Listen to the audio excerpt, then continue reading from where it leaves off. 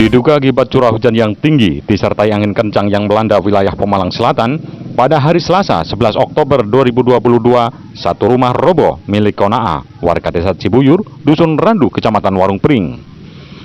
Karena tidak kuat menahan guyuran hujan yang sangat lebat dan disertai angin kencang, kondisi rumah Konaa yang semi permanen itu roboh. Beruntung tidak ada korban jiwa. Sebagai wujud kepedulian dan perhatian kepada warganya yang terkena musibah, pemerintah desa Cibuyur memberikan bantuan berupa material bahan bangunan. Dengan cepat dan tanggap, berbagai lembaga berdatangan untuk memberikan bantuan seperti Badan Penanggulangan Bencana Daerah, tim relawan, WRC, Warung Pring Reaksi Cepat, Basnas, Ormas, dan juga PMI hadir memberikan bantuan bersama masyarakat setempat. Camat Warung Pring, Bambang Ali Nuryanto kepada media menyampaikan rumah yang roboh rata tanah dihuni oleh 4 orang kini mengungsi ke rumah sebelah milik saudaranya, dan kejadian ini tidak ada korban jiwa, sementara kerugian material ditaksir sekitar 80 jutaan. Kepala Desa Cibuyur, Yoyo Kusnodo, mengucapkan terima kasih kepada semua pihak yang telah berpartisipasi membantu meringankan beban warganya yang mendapat musibah. Di tempat yang sama, Edi Mulyono, Sekretaris WRC Warung Pring Reaksi Cepat, memberikan apresiasi kepada pemerintah desa Cibuyur dan para relawan dengan gerak cepat menangani musibah bencana alam.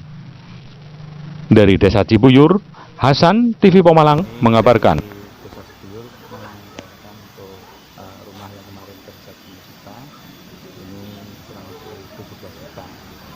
Mungkin untuk himbauan buat warganya tuh.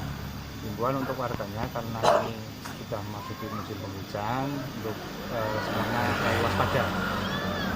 Jadi ketika ada hal yang tidak diinginkan jangan pagi tadi siang itu dari TNI memberikan bantuan juga uang.